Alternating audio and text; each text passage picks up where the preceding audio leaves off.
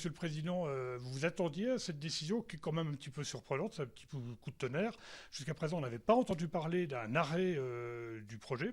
Et là, en l'occurrence, il semblerait que ce soit le cas. Oui, j'avais été informé, bien sûr, par la Matmut, avec laquelle nous travaillons beaucoup, comme toutes les grandes entreprises du territoire, que cette réflexion était en cours et que vraisemblablement, ça s'orientait vers un abandon alors, d'une partie du projet, hein, le projet spécifique de Palais des Congrès, faute de rentabilité du projet. Mais c'est pas un peu tard de s'en apercevoir maintenant, alors qu'on aurait peut-être pu le savoir avant et pas engager les travaux?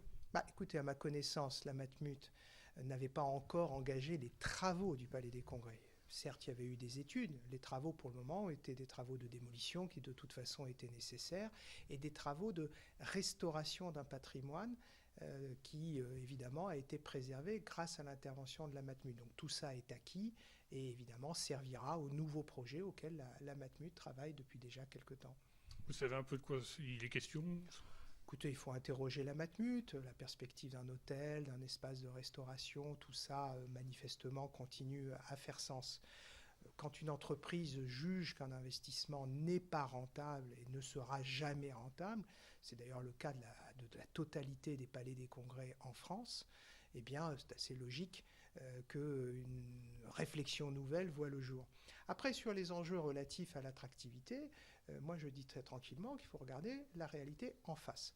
À Rouen, on a besoin vite de nouvelles infrastructures ferroviaires et de nouvelles infrastructures routières. Et là, je partage complètement l'analyse des grands chefs d'entreprise d'ici, mais aussi des artisans, mais aussi des patrons de PME, PMI.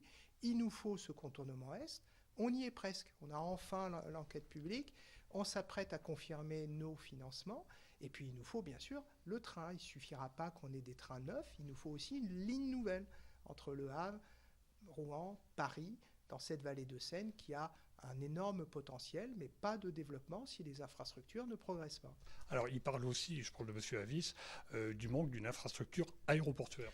Oui, là-dessus, on a un débat ancien avec Daniel Avis. Je ne partage pas tout à fait cette opinion parce que nous avons la chance d'être tout près de Paris et de disposer de grands aéroports internationaux à Roissy et Orly. Et d'ailleurs, je le vérifie constamment par exemple, sur les questions touristiques, la proximité de Roissy est un atout majeur. En revanche, sur le contournement Est, la route, sur le ferroviaire, bien sûr que la métropole de Rouen n'a pas été bien servie depuis 30 ans et que nous avons à rattraper ces retards.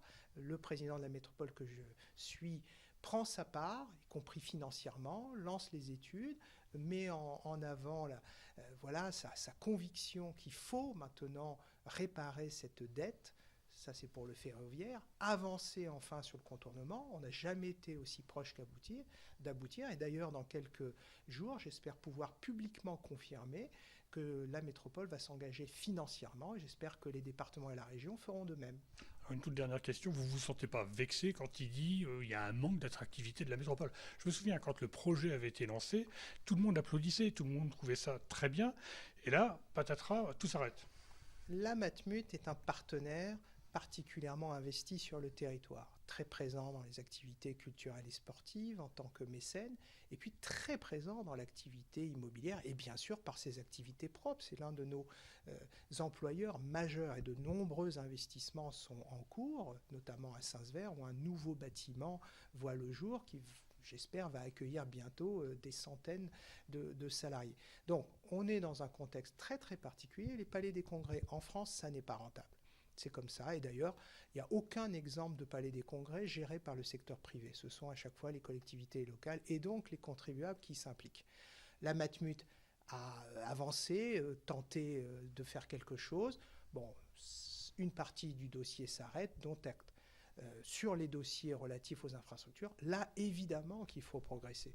Parce qu'il y a des projets qui ne verront le jour dans les 20 prochaines années que si les infrastructures structurantes qui connectent la métropole de Rouen au monde, eh bien, ça ne verra pas le jour si ça ne progresse pas.